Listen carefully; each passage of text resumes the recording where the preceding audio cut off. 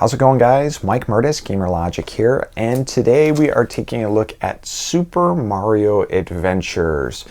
Man, is this a walk down memory lane for me. I loved these comics when they used to come to my mailbox every day in 1992.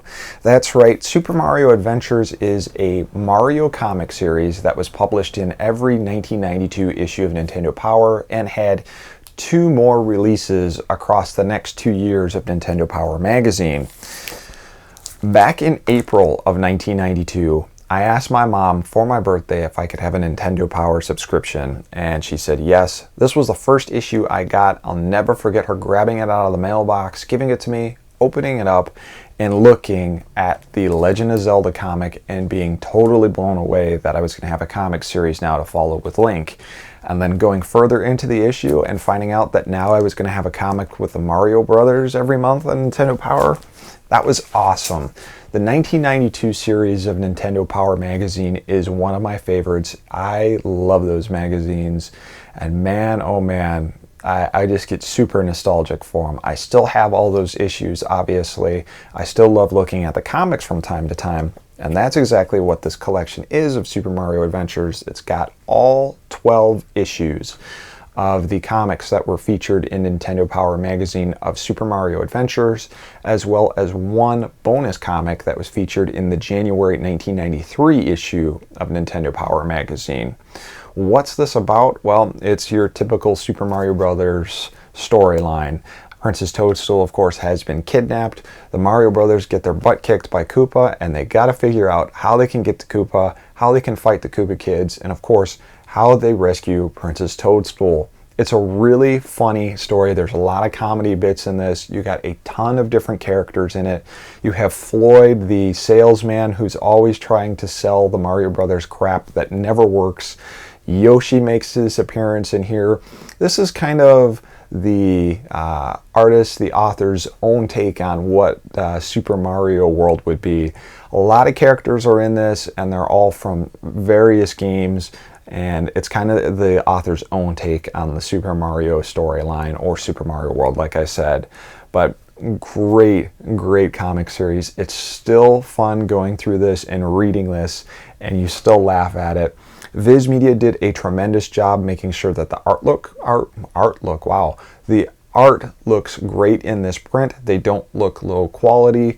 Really, the only way you could get these is obviously by going through the 1992 issues of Nintendo Power magazine, but Nintendo did at one point release their own collection of Super Mario as well as the Zelda comics that were featured in those Nintendo Power issues. And you could get those from the Nintendo Power Super Power Supplies catalog. I think they were only like 15 bucks or so when they came out. Obviously, they stopped printing them, and the value for them shot up tremendously. I think the original bound version of the Zelda Link to the Past comics are over 100 bucks. Not sure where Super Mario Adventure stands. I'm sure it's probably up there as well. So that always kind of turned me off from picking them up, especially with the fact that I had the 1992 issues of Nintendo Power magazine, and the scans for these comics have been available for years online if you know where to look. VIZ Media got the rights to republish these. They did a fantastic job. You can't go wrong for 11 bucks. And again, this thing just looks great. There is one complaint I have about it though, and it's a very minor complaint, but you guys should know about it because a lot of people are seemingly forgetting about this. Yes, there is a bonus comic in here from the January issue 1993 of Nintendo Power magazine, Mario vs. Wario. Unfortunately, for whatever reason, maybe VIZ couldn't get the license for it, or it seemingly forgot. There was one more issue of Mario vs. Wario in the January 1994 issue of Nintendo Power magazine, and I believe that is the Mega Man X cover. There is one more Mario vs. Wario in that, and it's a pretty good one. It's pretty funny. It's Mario and Wario fighting it out to get Princess Toadstool the best birthday gift possible. It's actually a Samus doll from Metroid, and they're kind of one-upping each other, trying to make sure that she gets it from Mario or Wario rather than the other way around. So it's pretty funny, and it's a shame that it didn't make it into this collection. But if you guys want to check out that particular comic strip, I do have the panels posted over at gamerlogic.net. I'll put the link to my website below. Hopefully you already know what my website is.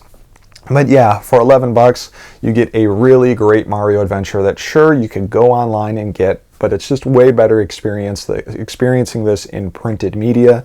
And if you haven't checked out this is the Legend of Zelda: Link to the Past comics that came out last year. This is also fantastic.